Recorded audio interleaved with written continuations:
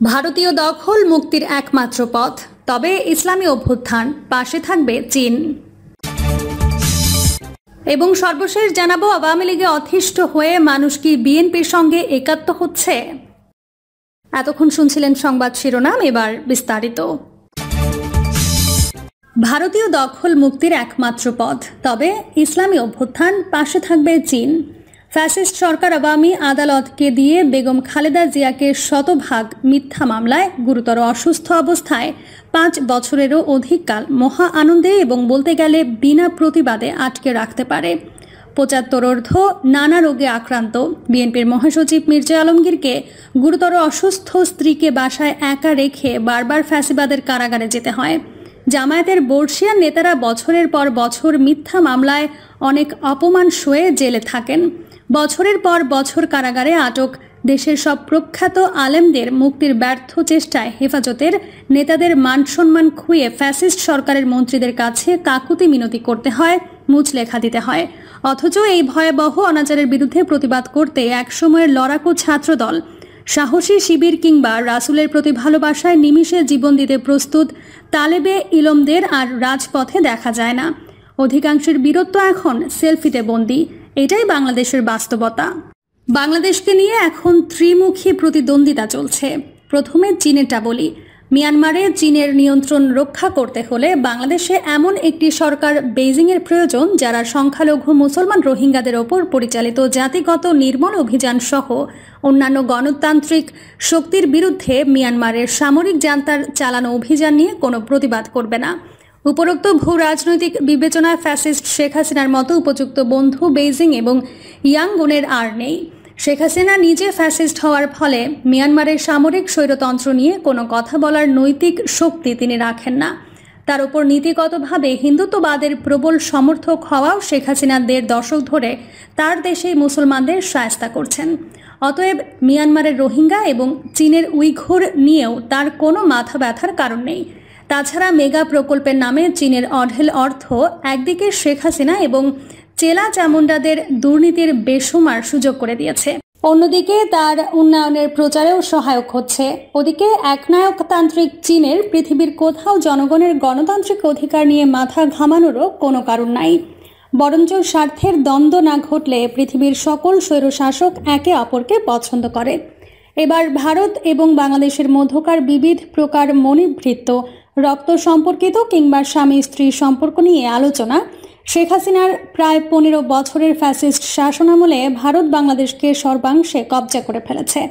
অনেক রাজনৈতিক বিশ্লেষক শেখ হাসিনার সাথে চীনের সম্পর্কের উদাহরণ টেনে বলতে চান যে বাংলাদেশের ওপর নিয়ন্ত্রণ প্রতিষ্ঠা নিয়ে দিল্লি এবং বেইজিংয়ের মধ্যে এক প্রকার প্রতিযোগিতা এখনও বিদ্যমান।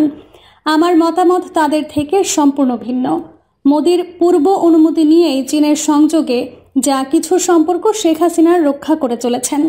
বাংলাদেশের ফ্যাসিস্ট প্রধানমন্ত্রীর পা ফেলার গণ্ডি যে সেই সীতার লক্ষণ রেখার মতো দিল্লি থেকে এঁকে দেয়া, এটা যদি বাংলাদেশের সব বিদগ্ধ জনরা এখনও বুঝতে পেরে না থাকেন, তবে তাদেরকে বোঝানোর মতো সাধ্য আমার নেই।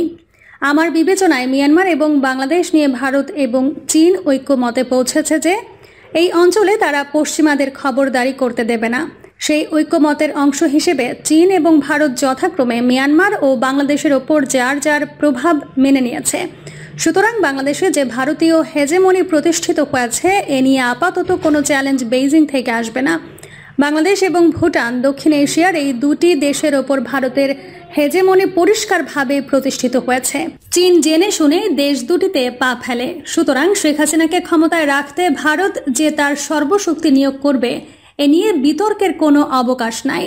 কদিন আগে ভারতীয় পররাষ্ট্র সচিব ঢাকায় সফরকালে এমন ইঙ্গিতও দিয়ে গেছেন। তাহলে বাংলাদেশ নিয়ে মার্কিন যুক্তরাষ্ট্রের উদ্দেশ্যটা কি? 2003 সালে যখন সন্ত্রাসের বিরুদ্ধে অনন্ত যুদ্ধের নামে প্রেসিডেন্ট বুশ প্রকৃতপক্ষে মুসলমানদের বিরুদ্ধে যুদ্ধ চালাচ্ছিলেন, তখন আণবিক শক্তিধর পাকিস্তান ছাড়া সমগ্র দক্ষিণ এশিয়াকে দিল্লির কাছে ইজারা দেয়া হয়।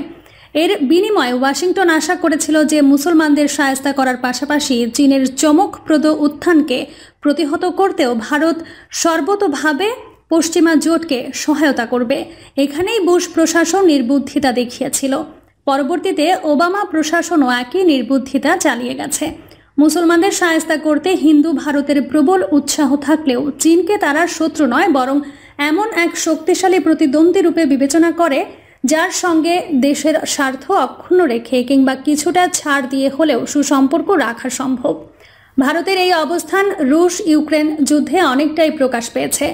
এখন দেখা যাচ্ছে মার্কিন যুক্তরাষ্ট্রের আশকারায় ভারতে এক ভয়ঙ্কর চরমপন্থী হিন্দুত্ববাদের প্রবল উত্থান হলেও দক্ষিণ এশিয়ায় ওয়াশিংটনের বৃহত্তর ভূ রাজনৈতিক লক্ষ্য অর্জিত হচ্ছে না। এমতাবস্থায় এই অঞ্চলে মার্কিন যুক্তরাষ্ট্র নতুন করে সরাসরি সম্পৃক্ত হতে যাচ্ছে। তারই অংশ হিসেবে দীর্ঘ সময় অতিবাহিত হওয়ার পর শেখ হাসিনার ফ্যাসিস্ট শাসনের দিকে তাদের নজর পড়েছে। কিন্তু সমস্যা হলো ওয়াশিংটনের নীতি নির্ধারণীতে ইন্দো জাওনিস্ট লবি প্রবল প্রকারান্ত। এরা সেখানে একসঙ্গে মিলেমিশেই কাজ করে। প্রবল ইসলাম বিদ্বেষী এই গোষ্ঠী শেখ হাসিনাকে ক্ষমতায় রাখতে বদ্ধপরিকর। সুতরাং বাংলাদেশ প্রশ্নে মার্কিন নীতি এখনও দ্বিধা বিভক্ত। বাইডেন প্রশাসনের গণতন্ত্রপ্রিয় অংশ বাংলাদেশে একটি অবাধ, ন্যায্য এবং সকল দলের অংশগ্রহণমূলক নির্বাচন দেখতে চাইলেও ইন্দো জাওনিস্ট লবি 2014 সালের একদলীয় নির্বাচনের পুনরাবৃত্তি চায়। মার্কিন প্রশাসনে এমন দ্বিধা বিভক্তি আমরা তখনও দেখেছিলাম। শেষ পর্যন্ত ভারতের চাপে একদলীয় নির্বাচন মার্কিন নেতৃত্বে তথাকথিত গণতান্ত্রিক ও মানবাধিকারের ধ্বজাধারী পশ্চিমা জোট মেনেও নিয়েছিল। এবারও যে শেষ পর্যন্ত ইন্দো জাওনিস্ট লবিরই বিজয় ঘটবে না সেটা নিশ্চিত করে বলা সম্ভব না হলেও এটুকু বলা যায়, ইসরায়েল শক্তভাবে দিল্লির পাশে দাঁড়ালে তাকে উপেক্ষা করার ক্ষমতা কোনো মার্কিন প্রশাসনের নাই। দুদিন আগে এই বিষয়ে আমি ইংরেজিতে সম্পাদকীয় লিখেছি।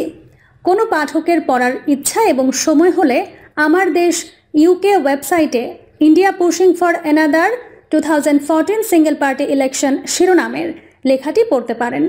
এমতাবস্থায় হাসিনার ফ্যাসিবাদী শাসন থেকে 2023 সালের মধ্যে মুক্তি চাইলে ওয়াশিংটনের দিকে না তাকিয়ে বাংলাদেশের জনগণকে অবশ্যই 2013 সালের মতো দেশব্যাপী গণ অভ্যুত্থান ঘটাতে হবে। পূর্বের গণ অভ্যুত্থানে হাসিনার পতন না ঘটলেও বর্তমানে ভূ রাজনৈতিক প্রেক্ষাপটে অনুরূপ আন্দোলন, গুম, খুন আর বেপরোয়া বিচার বহির্ভূত হত্যা দিয়ে মোকাবেলা করা ফ্যাসিস্ট সরকারের পক্ষে সম্ভব নয় বলেই আমি মনে করি। এছাড়া জনগণের আশু মুক্তির দ্বিতীয় কোনো পন্থা নাই। আজকের সম্পাদীয় খানিকটা দীর্ঘই হবে। যারাই পড়ছেন একটু ধৈর্য ধরে শেষ করুন। ভারতের প্রত্যক্ষ সহায়তায় হাসিনা আর একটি 2014 মার্কা একদলীয় নির্বাচন করে ফেলতে সক্ষম হলে বাংলাদেশের জনগণের মুক্তির জন্য ভিন্ন এবং দীর্ঘমেয়াদী পন্থা ভাবতে হবে। সে সম্পর্কে আলোকপাত করার আগে বাংলাদেশের মুসলমানদের বর্তমান অবস্থা খানিকটা দেখে নেওয়া দরকার। বাংলাদেশের এক অবসরপ্রাপ্ত মেজরের ক্রসফায়ার নিয়ে হুজুগে লোকজন বেশ কিছুদিন হইচই করে স্বভাব অনুযায়ী ঠান্ডা হয়ে গিয়েছে। সেই নিহত মেজরের নাম সিনহা মোহাম্মদ রাশেদ খান, আর যে পুলিশ কর্মকর্তা তাকে হত্যা করেছিল তার নাম প্রদীপ কুমার দাস। ওসি প্রদীপ রাশেদের পরিচয় জানা সত্ত্বেও খুন করতে বিন্দুমাত্র বিচলিত হয় নাই, বরং হত্যা নিশ্চিত হওয়ার জন্য বুট দিয়ে নিহত সাবেক সেনা কর্মকর্তার মুখে লাথি দিয়েও রেখেছে। 2 বাংলাদেশ প্রকৌশল বিশ্ববিদ্যালয়ের ছাত্র আবরার ফাহাদকে শেরে বাংলা হলে ছাত্রলীগের সন্ত্রাসীরা সারারাত পিটিয়ে হত্যা করেছিল। আমি বুয়েট জীবনে ওই হলেই থাকতাম।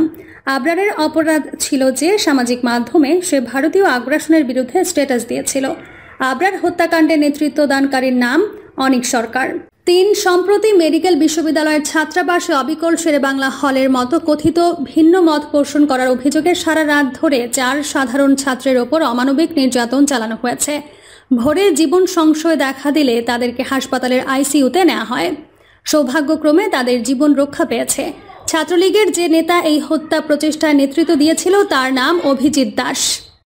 গত বছর ডিসেম্বরে পল্টনে প্রধান বিরোধী দল বিএনপির অফিসে যে পুলিশ কর্মকর্তার নেতৃত্বে পুলিশ এবং সরকারি দলের সন্ত্রাসীদের সমন্বয়ে হামলা চালিয়ে একজনকে হত্যা এবং শত শত কর্মীদের গুরুতরভাবে আহত করা হয় তার নাম বিপ্লব কুমার দাস। সেই সময় সেই বিপ্লব কুমার দাসের শারীরিক ভাষা এবং বর্ষিয়ান রাজনীতিবিদ মির্জা ফখরুলকে ধমকানোর দৃশ্য যারা মিডিয়ায় দেখেছেন তাদের বোঝার কথা যে বিপ্লবরা বাংলাদেশের সংখ্যাগুরু জনগোষ্ঠীকে কি নজরে দেখে। দুর্ভাগ্যজনকভাবে কথিত স্বাধীন বাংলাদেশ এখন সেই ঔপনিবেশিক ব্রিটিশ আমলে চলে গেছে, যখন হিন্দু জমিদার ও মহাজনদের সামনে মুসলমানরা বসার অধিকার ছিল না। এই বিপ্লবী 2011 সালে সংসদ ভবনের বিএনপির তৎকালীন চিফ হুইপ জয়নাল আবেদিন ফারুককে দিনে দুপুরে অমানসিকভাবে পিটিয়ে জীবন সংশয় করে তুলেছিল। তাকে অনেকদিন কোমায় থাকতে হয়েছিল। 5 বাংলাদেশের সম্প্রতি ষষ্ঠ এবং সপ্তম শ্রেণীর এক পাঠ্য বই নিয়ে প্রবল বিতর্ক সৃষ্টি হলে সরকার বইটি তুলে নিতে বাধ্য হয়। সেই বইটিতে বাংলাদেশের কোমলমতি স্কুল ছাত্রছাত্রীদের মগজ ধোলাই করবার জন্য ভারতের কট্টরপন্থী হিন্দু সংগঠন RSS এর ইসলাম ও মুসলমান বিদ্বেষী বয়ান প্রচার করেছিল।